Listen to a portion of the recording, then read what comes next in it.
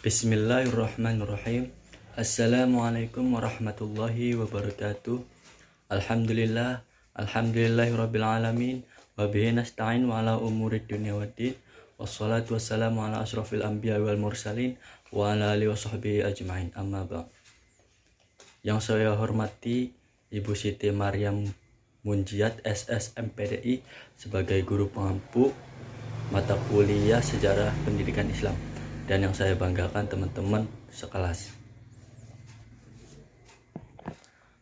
Pertama-tama marilah kita panjatkan puja dan puji syukur kepada kehadirat Allah Subhanahu wa Ta'ala yang telah memberikan kita kenikmatan jasmani dan rohani sehingga kita masih bisa menghirup udara segar di pagi hari ini, dan seterusnya, amin.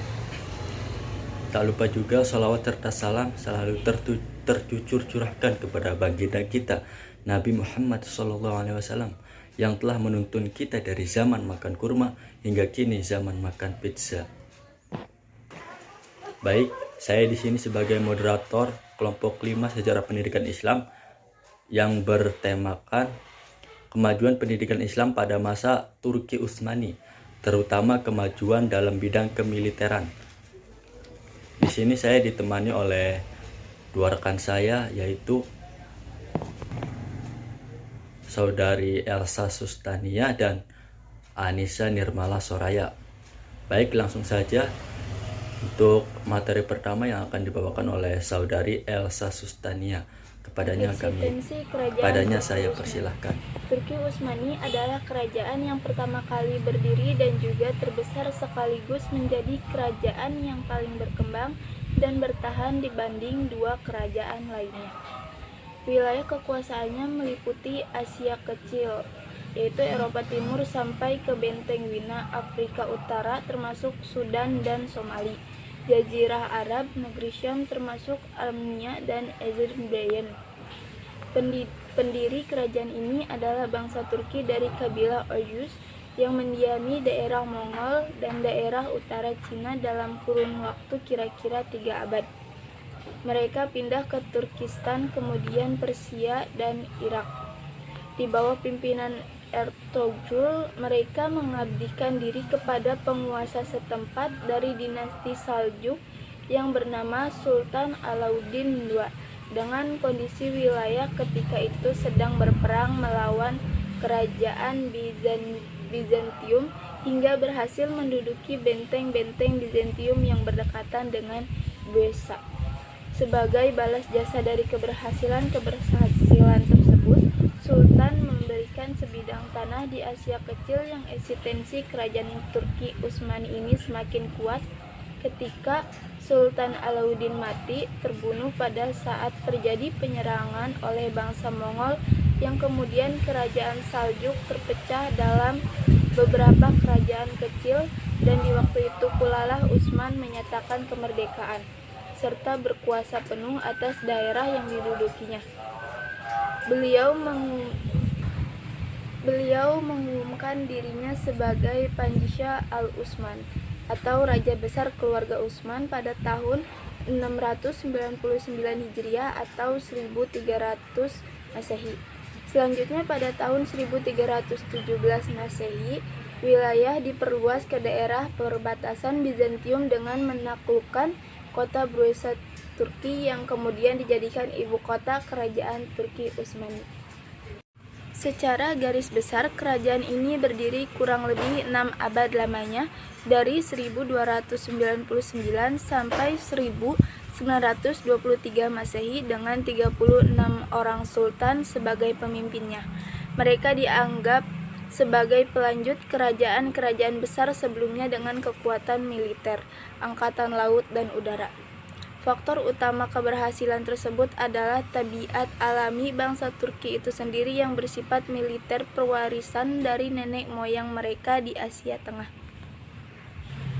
Berdisiplin dan patuh terhadap peraturan, bangsa Turki tersebut rajin dan ahli perang, dan akhirnya dengan waktu yang relatif singkat menjadi sebuah kekuatan politik yang besar. Adapun faktor-faktor lainnya seperti kemampuan orang-orang Turki dalam strategi perang terkombinasi dengan cita-cita memperoleh ganiman atau harta rampasan perang. Selanjutnya sifat dan karakter orang Turki yang selalu ingin maju dan tidak pernah diam serta gaya hidupnya yang sederhana sehingga memudahkan untuk tujuan penyerangan. Semangat jihad dan ingin mengembangkan Islam, dan letak Istanbul yang sangat strategis sebagai ibu kota kerajaan juga sangat menunjang kesuksesan perluasan wilayah ke Eropa dan Asia, dan kondisi kerajaan-kerajaan di sekitarnya yang kacau memudahkan kerajaan Turki Utsmani mengalahkannya. B. Pola pembinaan militer pada kerajaan Turki Utsmani. Tidak dapat dipungkiri bahwa kekuatan militer sangat memegang peranan penting dalam jatuh bangunnya sebuah kerajaan. Apabila militer suatu negara kuat, maka negara tersebut akan dapat bertahan sekaligus akan dapat menghadapi berbagai tantangan, baik yang berasal dari dalam maupun dari luar, dan sebaliknya. Apabila kekuatan militer melemah, maka itu merupakan suatu alasan negara tersebut berada dalam kemunduran yang pada gilirannya akan membawa kepada kehancuran. Salah satu kerajaan seperti deskripsi di atas adalah kerajaan Turki Utsmani yang berdiri kuat berkat ketangguhan militernya dengan teknologi modern dan tercanggih di zamannya. Mujahidin dibimbing dalam perang untuk memunculkan semangat juang mempertahankan kekuasaan dan wilayah yang dikuasai. Dari segi susunan keorganisasiannya termasuk kurang rapi, akan tetapi kekuatan militer dapat disusun dengan baik. Hal ini disebabkan karena pada umumnya tentara Turki Utsmani kurang begitu menguasai organisasi ketentraman dan bahkan mereka tidak memperhatikan organisasi tersebut. Namun demikian, ketika terjadi kontak senjata dengan pasukan Eropa, menjadi pendorong semangat untuk mengorganisir ketentaraan dan meningkatkan profesionalisme, taktik dan strategi tempur mereka. Pada mulanya, kerajaan Turki Utsmani hanya memiliki wilayah kekuasaan yang sangat kecil. Namun, dengan adanya dukungan militer yang sistematik, akhirnya menjadi sebuah kerajaan yang berkembang pesat dan bertahan dalam jangka waktu yang cukup lama. Formasi yang dilakukan dalam organisasi militer tidak hanya berbentuk mutasi personil pimpinan, namun juga perombakan dalam keanggotaan. Begitu pula mantan pegawai sipil dan tokoh-tokoh Kristen di wilayah taklukan direkrut menjadi pegawai dan militer mereka. Putra Utsman yang bernama Urkhan berhasil mereformasi dan membentuk 3 pasukan utama yang diasramakan dalam lingkungan dan suasana Islami, yaitu pertama tentara Sipani, tentara reguler yang mendapatkan gaji tiap bulannya. Kedua, tentara Hazab, tentara ireguler yang digaji pada saat mendapatkan harta rampasan perang, mal al-ghanimah. Ketiga, tentara Janissary yang direkrut pada saat berumur 12 tahun, dan kebanyakan adalah anak-anak Kristen yang dibimbing secara Islam serta disiplin yang kuat.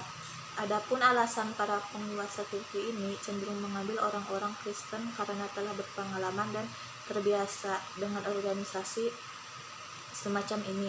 Namun pada sisi yang lain, mereka sangat menyadari bahwa sebagai pemimpin daulah Islamiyah, maka sangat tidak mungkin tentaranya terambil dari orang-orang Nasrani.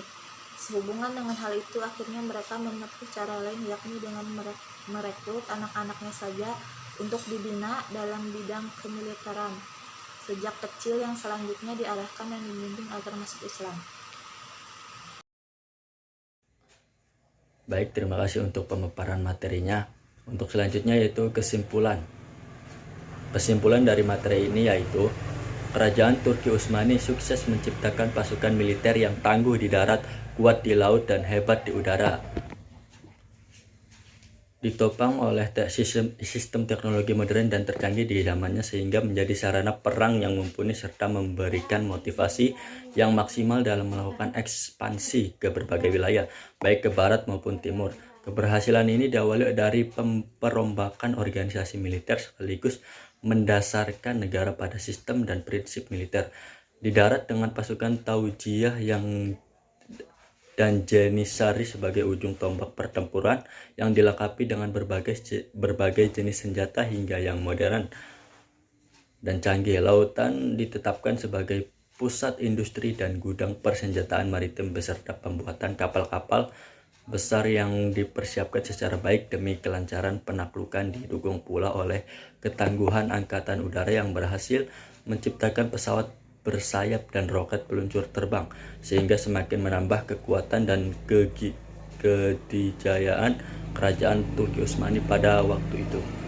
Baik, sekian presentasi dari kelompok kami, kurang lebihnya mohon maaf.